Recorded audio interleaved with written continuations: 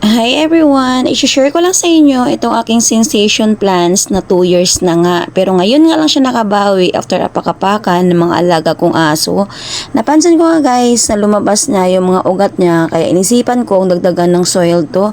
Madali lang pala guys alagaan at takaw sa tubig. Nilagyan ko na rin siya ng mga uling kasi nga sobrang effective at nakakapataba talaga ng halaman to. Kaya kayo guys, pag ganito kayo guys, lagi nyo tingnan kasi nga mabilis talaga lumaki at yung mga ugat niya ay lumalabas na minsan. Kaya mostly kapag nagdidilig tayo, bumababa yung mga soil kaya kailangan natin i-check. Maganda rin to guys i-display sa loob ng bahay dahil nga itong sensation plants ay indoor at outdoor din siya at bawal din siya guys ibabad sa araw dahil magbabrown yung dahon niya.